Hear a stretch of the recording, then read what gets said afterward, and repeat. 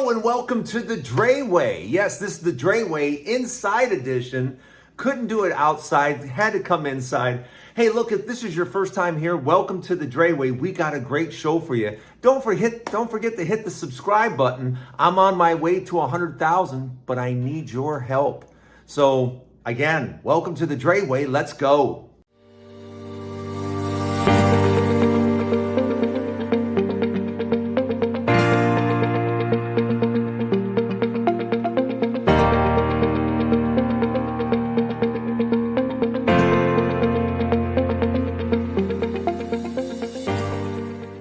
Welcome to the Drayway. We got a good show for you today because I got to ask you a question. I have to ask you a question because, Democrats, what are you doing? I got to talk to everyone that's a Democrat right now because I don't know what we're doing. I don't understand it. We have, as Democrats, we have literally left the door wide open for one Donald Trump. We literally said, here's the door, it's wide open, just go ahead and step on in. What am I talking about? I think you know. I'm talking about TikTok. Yes, TikTok that is paramount in about 170 million lives here in the United States. People making a living, people enjoying the app. And before you start, I want to nip something right in the bud, okay? I don't want to hear that TikTok is a danger. I don't want to hear that this phone app is so dangerous that we have to ban it in the home of the free, in a free speech in America. I don't want to hear anything about that. And I'll tell you why. We have drones and plasma things and whatever flying all over the place at night, around homes, around businesses, around people. And we're not supposed to worry about that. We're supposed to be that's nothing to be concerned about. We don't have to worry about that. Why do we have to worry about a bunch of drones flying over our heads? Yeah, we're perfectly safe. But the app on your phone? Oh, there's an app on your phone. You better be scared. That's a national security. Oh, we can't have an app on your phone. We have to ban it.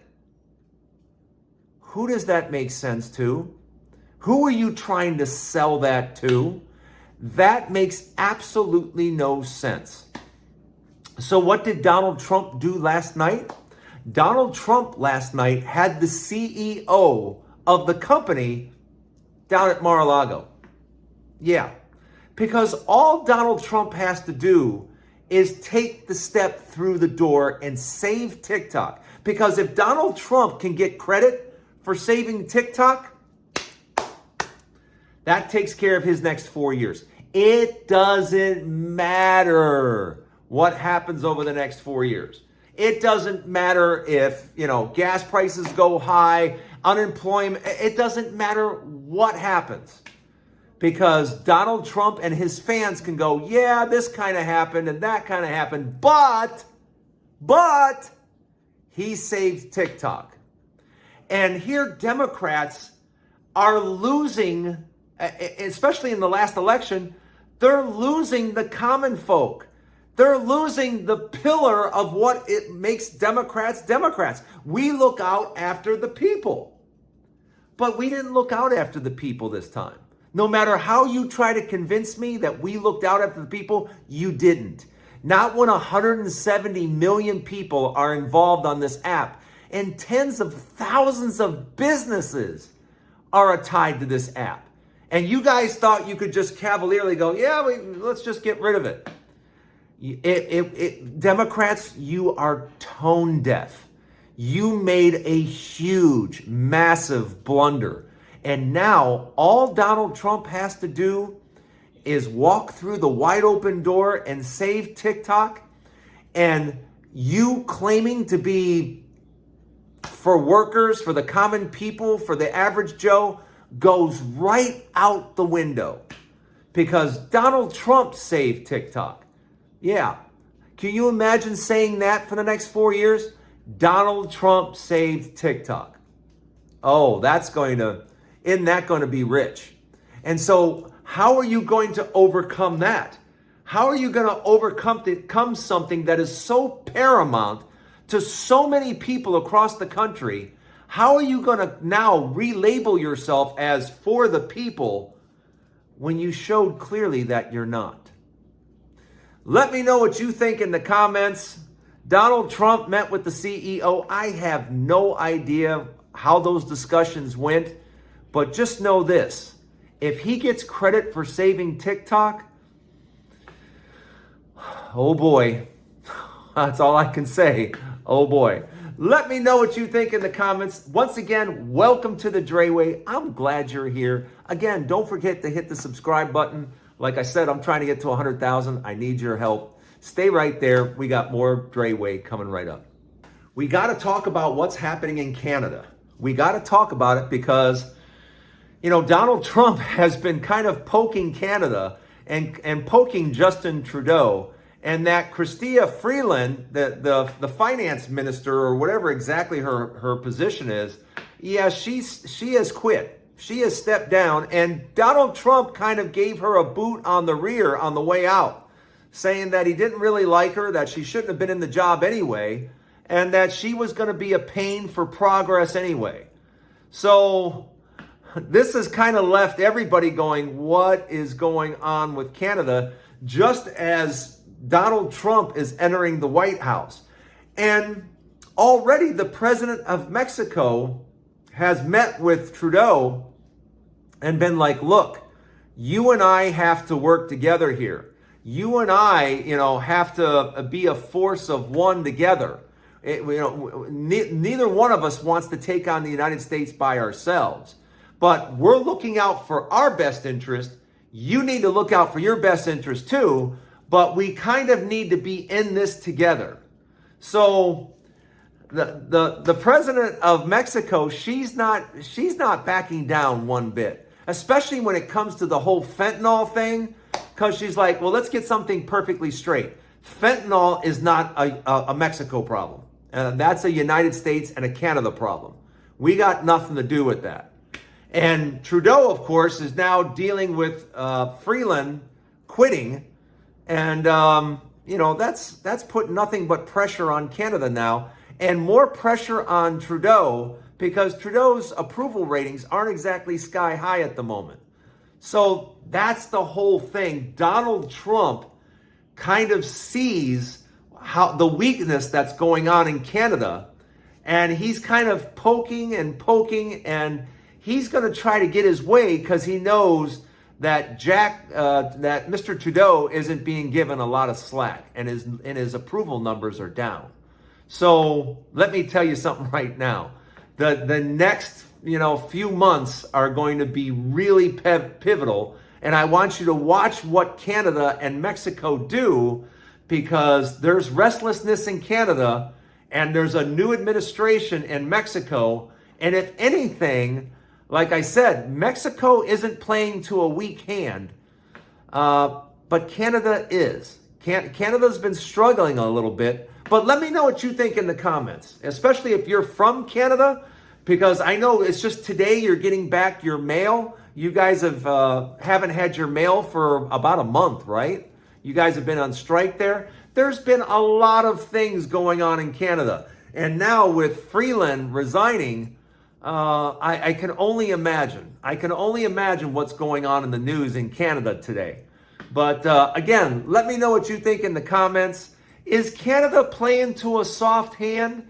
Is that why Donald Trump is pushing? And what do you think the Mexican president's going to do? Because she doesn't seem to be backing down 1 inch. Let me know what you think in the comments. And once again, stay with me. I got some final thoughts here on the Drayway. I don't talk about the war in Ukraine very much, and there's a reason for that. It's a tough thing to talk about because you really have to have an understanding of exactly what's going on there. But one thing I can rest assured to you is that over my experience of the last 50, 60 years in dealing with Russia, Russia is not a friend, especially with Putin around. Russia is not a friend of the United States. So no matter what's going on with Russia, I'm taking the other side. And yesterday, Ukraine took out a major Russian general. And that gives you some indication of just how serious this war is. And I bring it up because Donald Trump is about to become president, and Donald Trump, I don't think, is the right person in this particular case to really walk into this scenario, because I don't think Donald Trump understands just how much has been put on the line, just how many hundreds of thousands of lives have been affected. There is no easy peace out of this. There is no, Ukraine's all in. This isn't one of those things it's not a skirmish. This is an all-out war for survival. And I don't know if Donald Trump is even able to understand what's going on there, and how many lives have been affected, and how there is now a line in the sand. And Ukraine is always going to be Ukraine, and Russia isn't allowed to have Ukraine. And Donald Trump has to be extremely careful here, because there are other countries in the world ready to step up. If the United States, shies away from Ukraine and freedom, if United States does that, and other countries have to step in and help Ukraine stay free from communist Russia, how would that look on the United States? It's hard for me to even say it. It's hard for me to even believe I'm in the position to say it. But Donald Trump just seems to think that this is a phone call. Hey guys, you need to come to the table. No, Donald, it's not just a matter of coming to the table. We're talking about the survival of an entire country. And Russia has been wrong from the get-go. Russia is wrong, and Russia needs to step back and understand Ukraine's sovereignty. But I don't know if Donald Trump understands that at all. I just don't know. And how is this war going to go? I don't know, but I know one thing. Donald Trump could make a huge mistake here. And if Donald Trump doesn't support Ukraine, that could be lasting, huge damage to the United States on a proportion I can't even begin to fathom. But that could really, really damage us throughout the world. Let me know what you think in the comments. I just have a feeling that this could be played entirely wrong, and that would really, really make the United States look bad. But let me know what you think. Welcome to the Drayway. I'm glad you're here. Don't go away. I have one final thought. It's Christmas time, and we're just days away from Christmas. And do you listen to Christmas music? Because I do. Especially the last couple of weeks until Christmas. I'm all into the TV shows. I'm all into the music. But every single year, it's the same thing. And I just want to bring it up because I want to see if there's anybody else out there like me. Because sometimes you ever have something you do and you go, I wonder if I'm the only one doing this. So I thought I would bring it up to you. It's Christmas time, and every single time I hear Whitney Houston at Christmas time, the tears come out. They just start rolling down my face when I hear Whitney Houston at Christmas time. And I have no idea why. I can't explain it. I don't know why. But at Christmas time, to hear Whitney Houston, tears every time. So I just want to know in the comments, does that happen to, maybe it's not Whitney Houston, maybe it's another singer, I don't know. But for me, at Christmas time, it's Whitney Houston. Tears all over the place.